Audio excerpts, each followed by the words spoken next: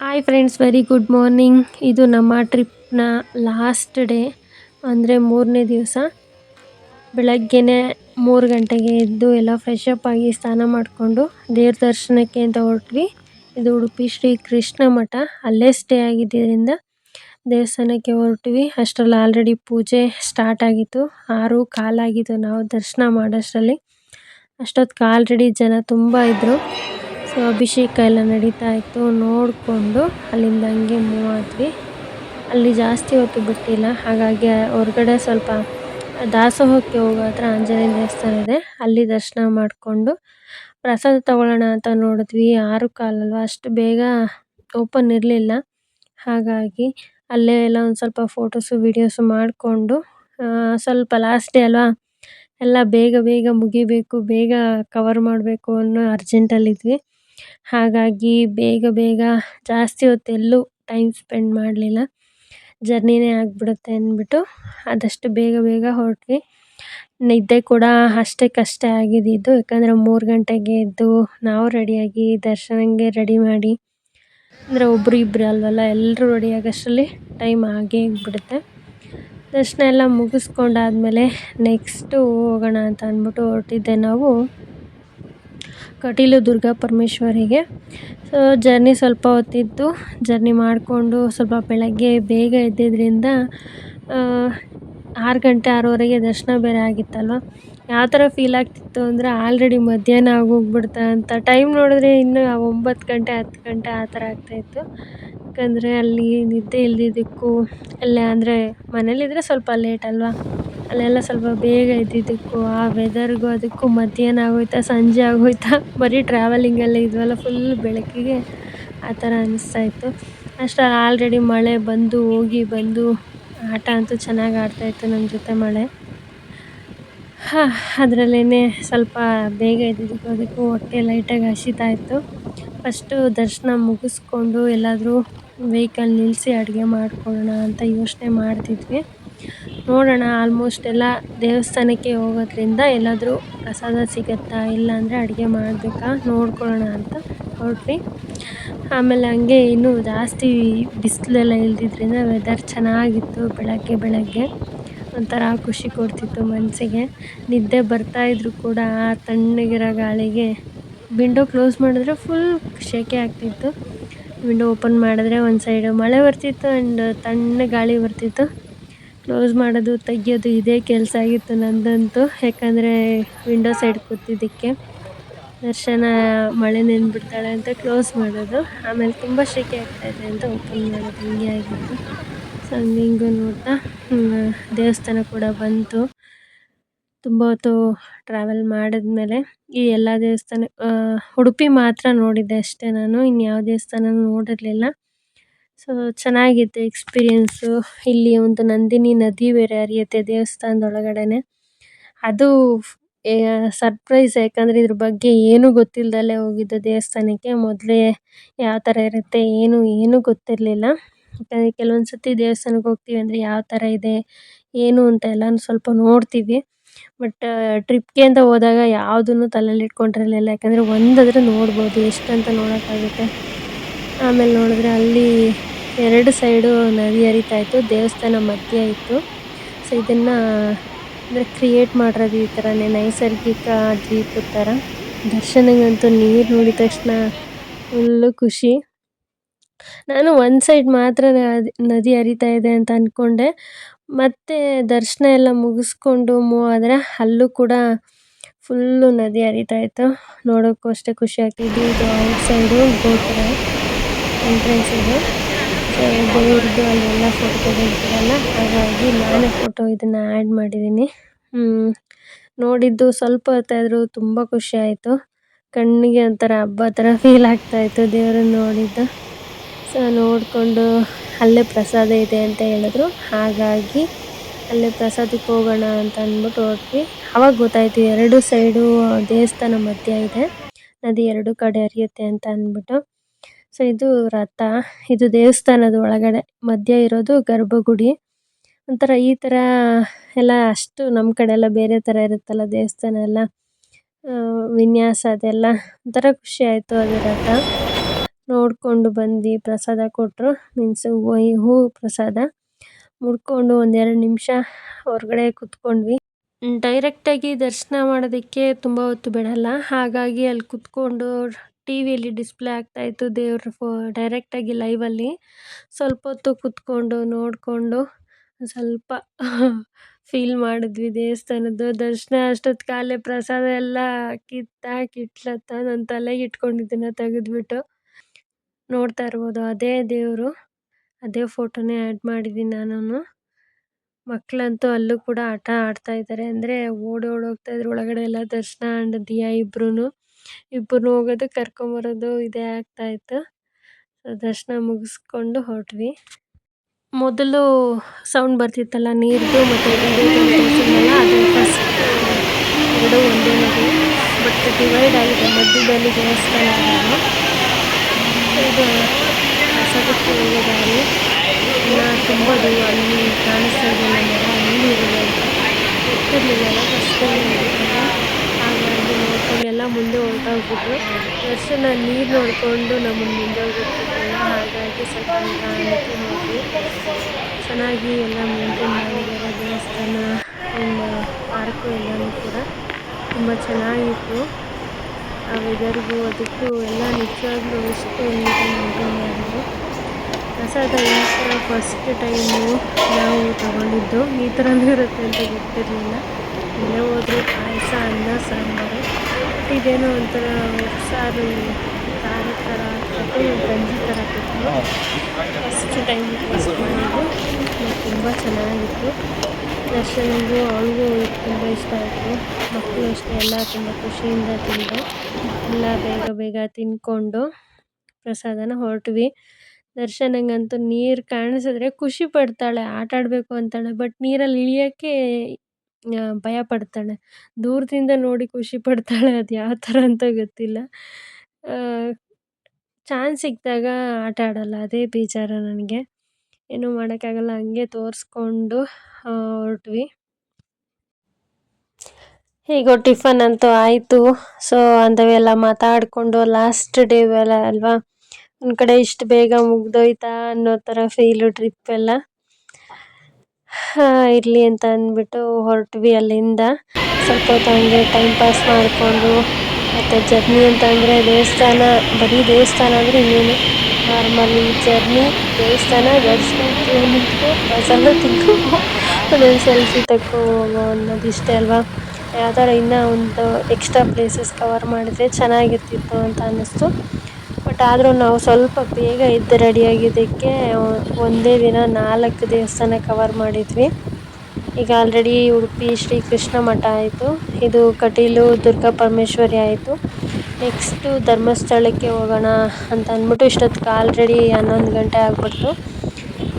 ಸ್ವಲ್ಪ ಬೇಗ ಹೋದರೆ ಒಂದು 2-3 ಗಂಟೆ ಅಷ್ಟರಲ್ಲಿ ದರ್ಶನ ಆಗ್ಬೋದು. ಈಗೆಲ್ಲ ರೂಮ್ ಅಂದರೆ ಹಾಲ್ ಥರ ಅದರಲ್ಲೆಲ್ಲ ಕೂಡಾಕ್ತಾರೆ ಸ್ವಲ್ಪ ಹೊತ್ತು, ಹಾಗಾಗಿ ಎಷ್ಟೊತ್ತು ವೆಯ್ಟ್ ಮಾಡಬೇಕಾಗುತ್ತೋ ಏನೋ ಅಂದ್ಬಿಟ್ಟು ಎಷ್ಟು ಬೇಗ ಆಗುತ್ತೋ ಅಷ್ಟು ಬೇಗ ಹೋದರೆ ಅಲ್ಲಿಂದ ಹೋಗೋಕ್ಕೆ ಆಗುತ್ತೆ ಅಂತ ಅಂದ್ಬಿಟ್ಟು ಹೊರಟ್ವಿ.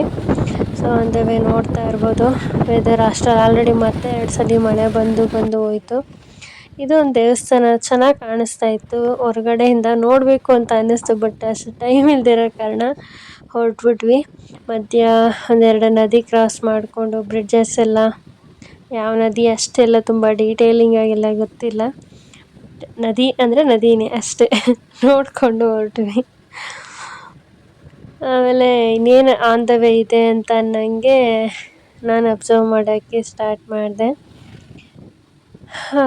ಚೆನ್ನಾಗಿ ರೋಡ್ಸ್ ಎಲ್ಲ ಚೆನ್ನಾಗಿದೆ, ನೀಟಾಗಿ.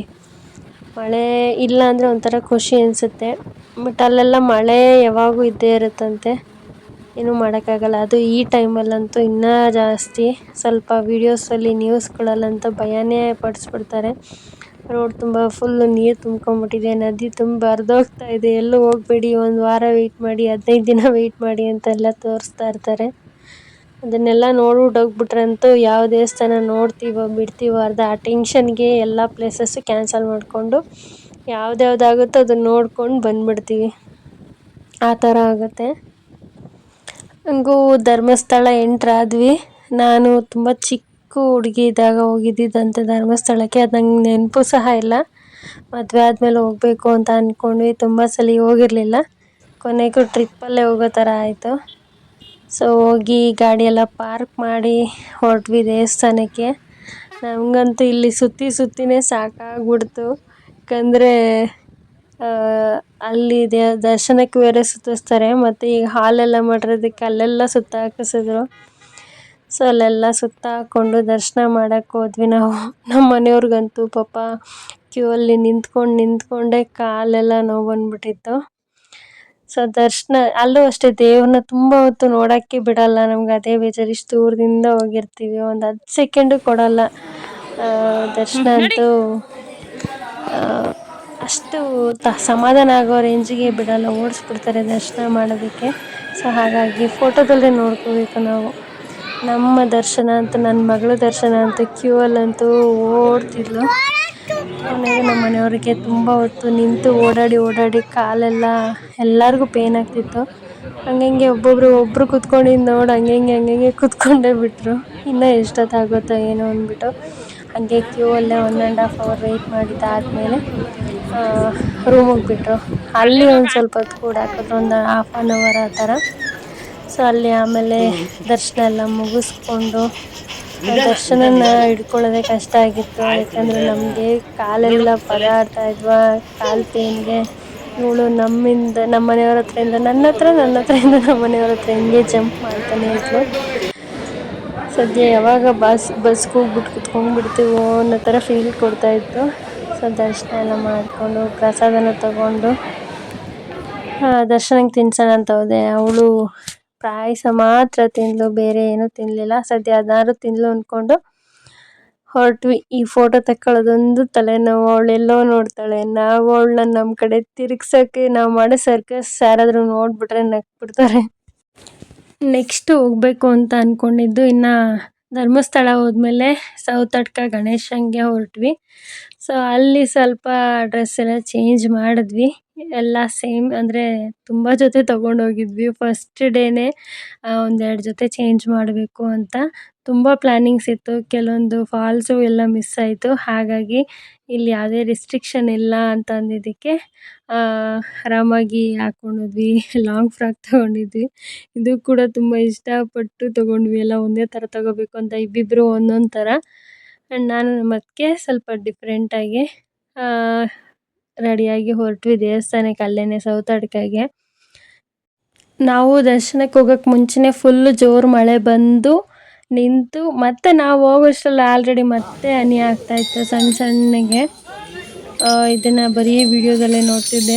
ಡೈರೆಕ್ಟಾಗಿ ನೋಡಿದಾಗ ತುಂಬ ಅಂದರೆ ತುಂಬ ಖುಷಿ ಆಯಿತು. ದರ್ಶನಂಗೆ ದೇವ್ರು ನೋಡೋದಕ್ಕಿಂತ ಸುತ್ತ ಅಲ್ಲಿ ಕಟ್ಟಿರೋ ಗಂಟೆ ಹರಕೆ ಮಾಡ್ಕೊಂಡಿರ್ತಾರಲ್ಲ, ಆ ಗಂಟೆ ನೋಡಿ ಖುಷಿ ಅವಳಿಗೆ. ಗಂಟೆ ಅಮ್ಮ ಅಂತ ಬಾರಿಸ್ಕೊಂಡಿದ್ಲು. ಮನೇಲೂ ಅಷ್ಟೇ, ಪೂಜೆ ಮಾಡ್ಬೇಕಾದ್ರೆ ಗಂಟೆ ಎತ್ಕೊಂಡ್ರೆ ಬಾರಿಸ್ತಾನೇ ಇರ್ತಾಳೆ ನಮ್ಮದು ಪೂಜೆ ಮುಗಿಯೋ ಗಂಟ.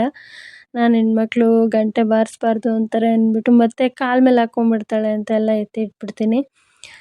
ಆ ಮಳೆಯಲ್ಲೇ ಒಂಥರ ಫುಲ್ಲು ನೀರಿದ್ದಿದ್ದಕ್ಕೋ ಅದಕ್ಕೋ ತಣ್ಣಗೆ ಫೀಲ್ ಆಗ್ತಿತ್ತು. ವೆದರು ಅಷ್ಟೇ. ದರ್ಶನ ಮಾಡಿಕೊಂಡು ಒಂದು ರೌಂಡು ಇದೆ ಸೌತಡ್ಕ ಗಣೇಶ. ಅದರಲ್ಲಿ ಸ್ವಲ್ಪ ಬ್ಲರ್ ಇತ್ತು ಅಂತ ಇದು ಸ್ವಲ್ಪ ಝೂಮಲ್ಲಿ ಹಾಕಿದ್ದೀನಿ ಅಷ್ಟೇ.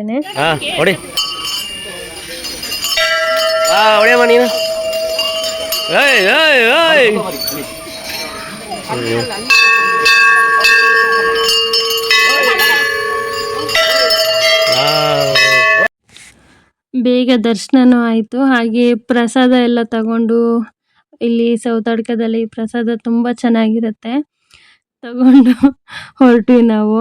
ಅಲ್ಲಿಂದ ನೆಕ್ಸ್ಟ್ ಹೊರಡ್ತಾ ಇದ್ದಿದ್ದೆ ಲಾಸ್ಟ್ ಕುಕ್ಕೆ ಸುಬ್ರಹ್ಮಣ್ಯಗೆ ಹೋದ್ಮೇಲೆ ಬೇರೆ ಯಾವುದೇ ದೇವಸ್ಥಾನಕ್ಕೂ ಎಲ್ಲೂ ಹೋಗಬಾರ್ದು ಅಂತಾರೆ. ಹಾಗಾಗಿ ಲಾಸ್ಟ್ ಅದನ್ನು ನೋಡಿಕೊಂಡು ನೀಟಾಗಿ ಮನೆಗೆ ಹೊರಟ್ಬಿಡೋಣ ಅಂತ ಅಂದ್ಬಿಟ್ಟು ಹೊರಟ್ವಿ. ಇಲ್ಲ ಆಲ್ರೆಡಿ ಒಂದು 4 ಗಂಟೆ ಆಗಿತ್ತು. ಬೇಗ ಹೋದರೆ ದರ್ಶನ ಮಾಡಿಕೊಂಡು ಹೊರಡ್ಬೋದು ಅಂತ ಹೊರಟ್ವಿ. ಅಲ್ಲಿ ಆಚೆ ಬರ್ತಿದ್ದಂಗೆ ದರ್ಶನಿಂಗೆ ಆಟ ಸಾಮಾನು ಯಾವುದು ಕೊಡಿಸಿರಲಿಲ್ಲ. 3 ದಿವಸದಲ್ಲಿ ಇದು ಒಂದೇ ಕೊಡಿಸಿದ್ವಿ. ಯಾಕಂದರೆ ಮಕ್ಕಳು ಒಬ್ಬರು ಕೊಡಿಸಿದ್ರೆ ಒಬ್ರಿಗೆ ಬೇಜಾರು. ಮತ್ತು ಇಬ್ಬರ ಹತ್ರ ಎಷ್ಟೇ ಜನ ಹತ್ರ ಇದ್ರೂ ಅವ್ರ ಹತ್ರ ಯಾವುದಿಲ್ವೋ ಅದನ್ನೇ ಕೇಳ್ತಾರೆ, ಹಠ ಮಾಡ್ತಾರೆ, ಅಳ್ತಾರೆ ಅಂತ ಅಂದ್ಬಿಟ್ಟು. ಹಂಗೂ ಬರೋಷ್ಟರಲ್ಲಿ ಹತ್ಕೊಂಡೇ ಬಂದರು ದಿಯಾ ಮತ್ತು ದರ್ಶನ ಆಟದ ಸಾಮಾನಿಗೋಸ್ಕರ. ಸೊ ಅಲ್ಲಿಂದ ಸ್ವಲ್ಪ ಜರ್ನಿ ಮಾಡಿದ್ಮೇಲೆ ಕುಕ್ಕೆ ಸುಬ್ರಹ್ಮಣ್ಯ ಬಂತು. ಸೊ ಅಲ್ಲೂ ಕೂಡ ಹೋಗಿ ಬೇಗ ಬೇಗ ದರ್ಶನ ಎಲ್ಲ ಮಾಡಿಕೊಂಡು ಪ್ರಸಾದ ಎಲ್ಲ ತಗೊಂಡು ಹೊರಗಡೆ ಬರೋಷ್ಟರಲ್ಲಿ ಆಲ್ರೆಡಿ ಮಳೆ ಸ್ಟಾರ್ಟ್ ಆಗಿಬಿಡ್ತು. ಟೈಮು ಇನ್ನೊಂದು ಸ್ವಲ್ಪ ಇದ್ದರೂ ಕೂಡ ಏನೂ ಮಾಡೋಕ್ಕಾಗ್ತಿರ್ಲಿಲ್ಲ, ಮಳೆ ಇತ್ತಲ್ವ. ಹಾಗಾಗಿ ಸರಿ ಅಂತ ಬಸ್ ಹತ್ರ ಹಂಗೆ ಹೊರಟ್ವಿ. ಬಸ್ಸಲ್ಲಾದರೂ ಜರ್ನಿ ಸ್ಟಾರ್ಟ್ ಮಾಡೋಣ, ಸ್ವಲ್ಪ ಬೇಗ ರೀಚ್ ಆಗ್ಬೋದು ಮನೆಗೆ ಅಂತ.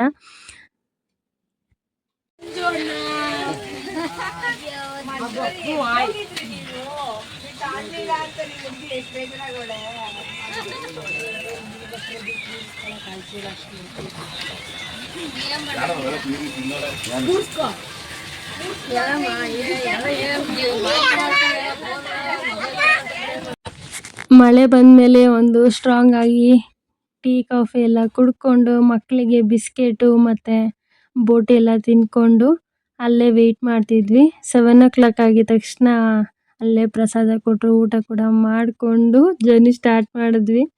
ಸ್ವಲ್ಪ ಹೊತ್ತು ಆಲ್ರೆಡಿ ನೋಡ್ಬೋದು ಎಲ್ಲ ನಿದ್ದೆ ಹೊಡಿತಾ ಇದ್ದಾರೆ. ನಮ್ಮ ಮಂಜಣ್ಣ ಮಾತ್ರ ಸ್ವಲ್ಪ ಎನರ್ಜೆಟಿಕ್ ಆಗಿ ಎದ್ದಿದ್ರಷ್ಟೇ, ಎಲ್ಲ ಆಲ್ಮೋಸ್ಟ್ ನಿದ್ದೆ ಮಾಡ್ತಾಯಿದ್ರು. ನಾನಂತೂ ನಿದ್ದೆ ಏನು ಮಾಡಲಿಲ್ಲ, ಯಾಕಂದರೆ ದರ್ಶನನ ತೊಡೆ ಮೇಲೆ ಮಲಗಿಸ್ಕೊಂಡಿದ್ನಲ್ವ. ಹಾಗಾಗಿ ಎಲ್ಲಿ ಬಿದ್ದುಬಿಡ್ತಾಳೋ ಅನ್ನೋದು, ಜರ್ನಿಯಲ್ಲಿದ್ದಾಗಂತೂ ನನಗೆ ನಿದ್ದೆನೇ ಬರೋಲ್ಲ. ಸುತ್ತ ರೋಡ್ ನೋಡೋದು, ಇದು ಲೈಟಿಂಗ್ ನೋಡೋದು, ಇದೇ ಒಂಥರ ಕಾನ್ಷಿಯಸ್ನೆಸ್ ಇರುತ್ತೆ, ನಿದ್ದೆನೇ ಮಾಡೋಕ್ಕಾಗಲ್ಲ. ಹಂಗೂ ಹಿಂಗೂ ಬೆಳಗ್ಗಿನ ಜಾವ 4 ಗಂಟೆಗೆ ಬೆಂಗಳೂರಿಗೆ ರೀಚ್ ಆದ್ವಿ. ಅವರು ಸಿಕ್ಕಾಪಟ್ಟೆ ಫಾಸ್ಟಾಗಿ ಬಂದರು. ಬರಬೇಕಾದ್ರೆ ಟ್ರಿಪ್ಪಿಗೆ ಹೋಗೋ ದಿನ ಫಾಸ್ಟ್ ಇರಲಿಲ್ಲ ಡ್ರೈವರು, ಟ್ರಿಪ್ಪಿಂದ ರಿಟರ್ನ್ ಬರೋವಾಗ ಫಾಸ್ಟ್ ಇದ್ದರು. ಅವ್ರಿಗೆ ಬೇರೆ ಒಂದು ಪಿಕಪ್ ಇತ್ತು ಅಂತ ಅಂದ್ಬಿಟ್ಟು ಸಿಕ್ಕಾಪಟ್ಟೆ ಫಾಸ್ಟಾಗಿ ಕರ್ಕೊಂಬಂದರು. ಅದೇ ಯೋಚನೆ ಮಾಡ್ತೀವಿ, ನಮಗೆ ಟೈಮ್ ಆಗಬೇಕು ಅಂತಂದಾಗ ಫಾಸ್ಟಾಗಿ ಹೋಗಲ್ಲ, ಅದೇ ಅವ್ರಿಗೆ ಟೈಮು ಆಗೋಯ್ತು ಅಂದರೆ ಫಾಸ್ಟಾಗಿ ಹೋಗ್ತಾರಲ್ವ. ಇದು ಅವರೇ ಅಂತಲ್ಲ, ಎಲ್ಲ ಡ್ರೈವರ್ಸೂ ಸ್ವಲ್ಪ ಅದೇ ಥರ ಥಿಂಕ್ ಮಾಡ್ತಾರೆ ಅನಿಸ್ತು. ಏನೂ ಮಾಡೋಕ್ಕಾಗಲ್ಲ. ಸ್ವಲ್ಪ ಘಾಟ್ ಸೆಕ್ಷನ್ ಅಲ್ವಾ, ನಾವು ಕೂಡ ತುಂಬ ಫೋರ್ಸಾಗಿ ಹೋಗಿ ಅಂತ ಹೇಳೋಕ್ಕಾಗಲ್ಲ. ಏನಾದ್ರು ಹೆಚ್ಚು ಕಮ್ಮಿ ಆದರೂ ಕೂಡ ಅವ್ರಿಗೆ ಗೊತ್ತಿರುತ್ತಲ್ಲ ಡ್ರೈವರ್ಸ್ಗೆ. ನಾವೇನೋ ಅಪರೂಪಕ್ಕೆ ಟ್ರಿಪ್ ಹೋಗ್ಬಿಟ್ಟು ಜಡ್ಜ್ ಮಾಡೋದು ಬೇಡ ಅಂದ್ಬಿಟ್ಟು ಬಂದ್ವಿ. ಮಕ್ಕಳೆಲ್ಲ ಮಲಗಿದ್ರಲ್ವ, ಹಾಗಾಗಿ ಅವ್ರನ್ನ ಹಂಗೆ ಸ್ವಲ್ಪ ಮನೆಯಲ್ಲಿ ಮಲಗಿಸಿ ಲಗೇಜ್ ಎಲ್ಲ ಮನೆಗೆ ಶಿಫ್ಟ್ ಮಾಡಿದ್ವಿ. ಹೋಗ್ಬೇಕಾದ್ರೆ ಹೆಂಗೆ ತೊಗೊಂಡೋಗಿದ್ವಿ, ಬರಬೇಕಾದ್ರೆ ಯಾವ ಥರ ಆಗಿದೆ ನೋಡ್ಬೋದು. ಎಲ್ಲ ಅರ್ಧಂಬರ್ಧ ಐಟಮ್ಸ್ ಖಾಲಿಯಾಗಿತ್ತು. ನಾವೊಂದು ಆ ಟೈಮ್ಗೆ ಆಗೋಷ್ಟು ಅಂತ ತೊಗೊಂಡೋಗಿದ್ವಿ ಐಟಮು. ಸೊ ಹಾಗಾಗಿ ಏನೂ ಪ್ರಾಬ್ಲಮ್ ಆಗಲಿಲ್ಲ. ಇನ್ ಕೇಸ್ ಎಲ್ಲೂ ಊಟ ಸಿಕ್ಕಿಲ್ಲ ಅಂದರೆ ಮಾಡ್ಕೋಬೋದಿತ್ತು. ಇನ್ನು ಅರ್ಜೆಂಟಾಗಿ ಹೊರಡೋವಂಥದ್ದೆಲ್ಲ ಆಚೆನೇ ಇಟ್ಟು ಲಗೇಜ್ ಎಲ್ಲ ವೆಯ್ಟ್ ಮಾಡ್ತಿದ್ವಿ. ಇನ್ನು ನಮ್ಮದಂತೂ 3 ಬ್ಯಾಗ್ ಇದ್ದಿದ್ದು 5 ಆಗೋಗ್ಬಿಟ್ಟಿತ್ತು, ಯಾಕಂದರೆ ವಾಶ್ ಮಾಡೋದೆಲ್ಲ ಸಪ್ರೇಟ್ ಹಾಕಿದ್ನಲ್ಲ. ಹಾಗಾಗಿ ಮತ್ತು ಅಷ್ಟೇ ಎಲ್ರದ್ದು ಕಾಲು ಅಷ್ಟೇ ತುಂಬ ಊದ್ಕೊಂಡ್ಬಿಟ್ಟಿತ್ತು. ನೋಡ್ತಾ ಇರ್ಬೋದು, ಎಲ್ಲ ಒಳ್ಳೆ ಆಮೆ ಪಾದದ ಥರ ಆಗಿಬಿಟ್ಟಿದೆ ನಂದು ಇದು ಕಾಲು, ಫುಲ್ಲು ಊದ್ಕೊಂಡ್ಬಿಟ್ಟಿದೆ. ಸೊ ಅಷ್ಟರಲ್ಲಿ ನಮ್ಮ ಮನೆ ಹತ್ರನೇ ಅಂತ ಡ್ರಾಪ್ ಮಾಡಿದ್ರು. ಇದಾಗಿತ್ತು ನಮ್ಮ ಟ್ರಿಪ್ನ 3 ಡೇಸ್ ಜರ್ನಿ. ನಿಮ್ಗೆ ಇಷ್ಟ ಆಯಿತು ಅಂತ ಅಂದ್ಕೊಂಡಿದ್ದೀನಿ. ಹಾಗೆ ಟ್ರಿಪ್ಗೆ ಎಷ್ಟು ಬಜೆಟ್ ಆಯಿತು, ಯಾವ ಥರ ಪ್ಲ್ಯಾನಿಂಗ್ ಮಾಡಿದ್ವಿ ಅನ್ನೋದು ನೆಕ್ಸ್ಟ್ ವಿಡಿಯೋದಲ್ಲಿ ಹೇಳ್ತೀನಿ. Thank you.